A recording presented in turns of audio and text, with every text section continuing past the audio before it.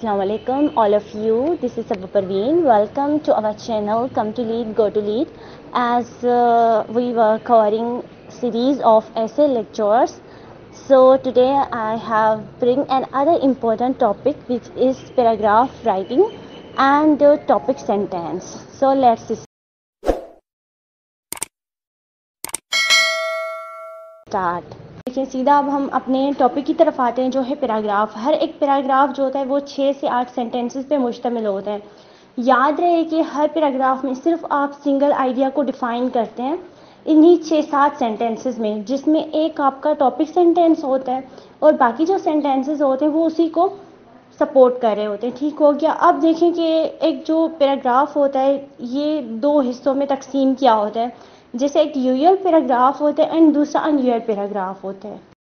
अभी देखें जी, जो अनयूजुअल पैराग्राफ होता है इसमें आपके ऐसे कि इंट्रोडक्शन, कंक्लूजन एंड जो ट्रांजिशनल पैराग्राफ होते हैं वो आ जाते हैं। इसमें कोई भी ऐसा रूल नहीं होता जो आप बॉडी पैराग्राफ को लिखते हुए फॉलो करते हैं, जैसे 6 से 8 सेंटेंसेस आपको लिखना होता है। बल्कि इसमें अगर आप इंट्रोडक्शन लिख रहे हैं तो जाहिर सी बात है उधर आप अपने ऐसे का एक मैप देते हैं, वेयर जब आप कंक्लूजन की तरफ आते हैं तो उधर आपको अपने जितने भी बॉडी पैराग्राफ में पॉइंट्स लिखा है तो उनको समराइज़ करना होता है आपको।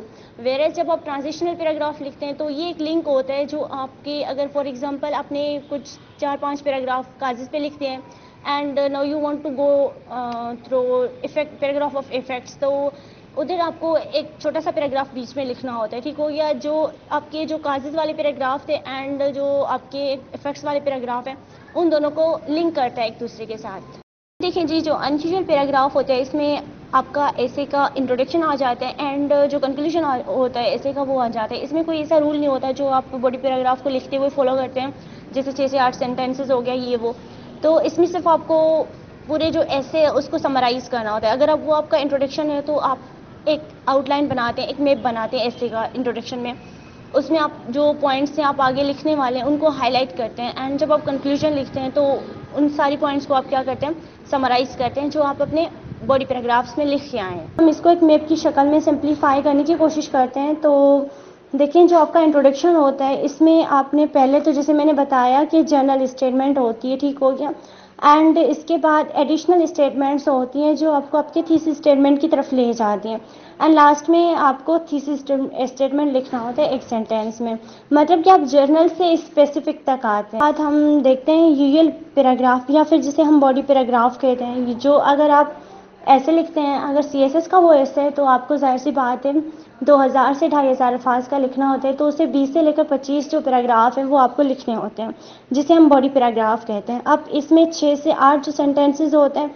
वो लिखना होता है और सिंगल आइडिया पे ये बेस्ड होता है एंड फर्दर इसमें क्या होता है, एक टॉपिक सेंटेंस होता है, इसको आप डेवलप करते हैं और सपोर्टिंग सेंटेंसेस देते हैं, कोहेरेंस होता है, यूनिटी होता है, एक कंप्लीट ऑर्गेनाइजेशन होता है और आइडियाज़ के बीच में कनेक्टिविटी होती है एंड लास्ट में आप कंक्लूडिंग सेंटेंसेस लिखते हो। बहुत से स्टूडेंट्स को ये मिसअंडरस्टैंडिंग होती है कि क्या हमें हर बॉडी पैराग्राफ के लास्ट में एक कंक्लूडिंग सेंटेंस लिखना होता है, तो जी हाँ, बिल्कुल आपको लिखना होता है।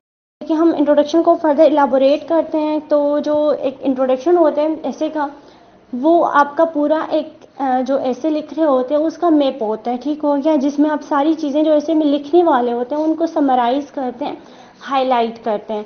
इसमें आप 10 से 18 जो सेंटेंसेस हैं वो लिख सकते हैं। ये कंप्लीट ऐसे की एक समरी होती है, ठीक हो गया। एंड इंट्रोडक्शन में 3 कंपोनेंट्स होते हैं। इसमें एक ओपनिंग या फिर जो जनरल स्टेटमेंट आप कह सकते हैं, उसके आप 6 सेंटेंसेस लिखते हैं।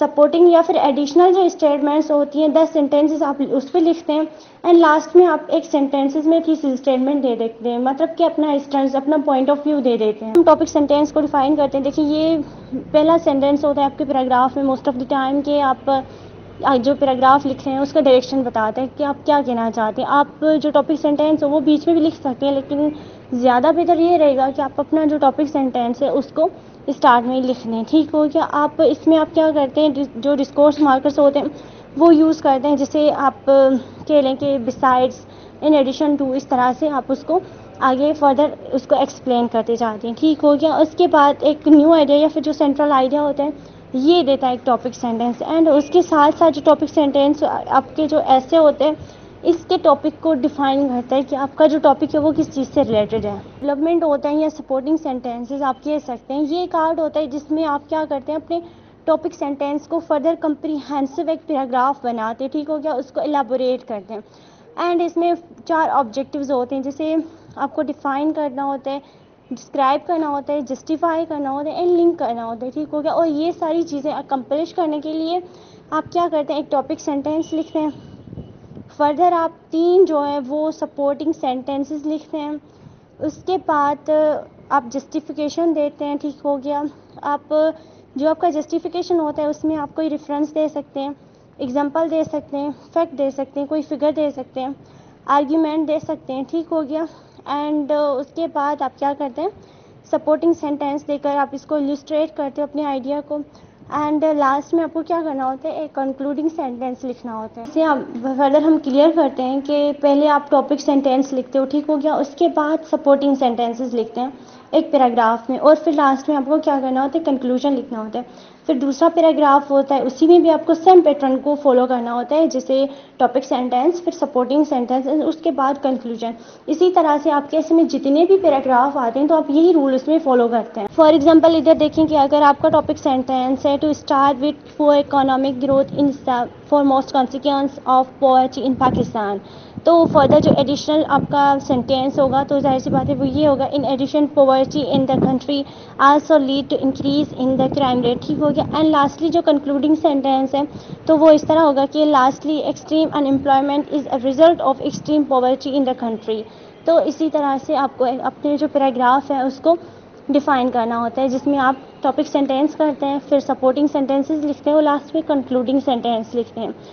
تو اس سے آج ہم اپنا لیکچر ختم کرتے ہیں, اینڈ فردر نیکسٹ انشاءاللہ ہم بہت جلد کریں گے. اینڈ ایسا ایسا اس طرح سے ہم جو سارے ایسے کے کمپوننٹس ہوتے ہیں وہ سارے کور کر لیں گے.